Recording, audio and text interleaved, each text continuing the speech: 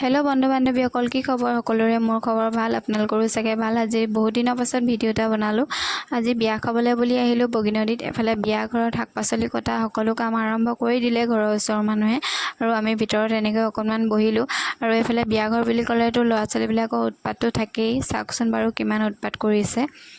আৰু বৰ বিয়া হয়, যিহেতু ছোৱালী আনিব। এইফালে গুৱাহাটীৰ পৰা ছোৱালী আনিলে, বহুত দূৰৰ পৰা ছোৱালী আনি পাই গ'লহি। এইফালে নতুন দৰা কইনা আদৰিবলৈ ৰৈ আছে, সকলো এনেকৈ আদৰিছে আৰু অকণমান ফূৰ্তি কৰিছে সকলোৰে। গাঁৱৰ ডেকা গাভৰু সকলোৱে মিলি এনেকৈ নতুন দৰা কইনাক এনেকৈ আদৰিছে, মানে শৰাই বিচাৰিছে। আৰু এনেকুৱা পৰম্পৰা কাৰ কাৰ ফালে আছে জনাবচোন। এনেই আৰু ধেমালি কৰে, আমাৰ ফালে বাৰু এনেকুৱা পৰম্পৰা আছে, আৰু ময়ো এপাক নাচি দিলোঁ এনেকৈ।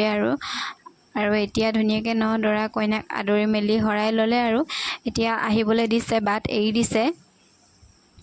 আমাৰ ফালে বাৰু এনেকুৱা পৰম্পৰা হয় আৰু খুব ভাল লাগে। আপোনালোকৰ ফালে বাৰু হয়নে নহয় জনাবচোন। আৰু এতিয়া যিহেতু যিখিনি গাঁৱৰ নিয়ম নীতি, নতুন কইনা আনিলে শাহুৱেকে কেনেকৈ আদৰে আৰু কি কি কৰে এইবিলাক আপোনালোকেতো জানেই। আৰু এইখিনি নিয়ম নীতিখিনি কৰি আছে।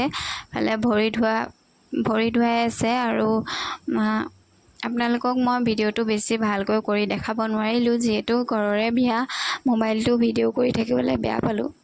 মোবাইলটো উলিয়াই ভিডিঅ' কৰি থাকিবলৈ ভাল নাপালোঁ, মানে কাম কৰি থাকোঁতে ভিডিঅ' কৰিবলৈ সময়ে নহ'ল।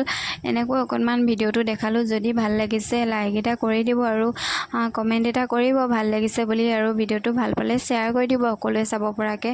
আজিলৈ বাই বাই।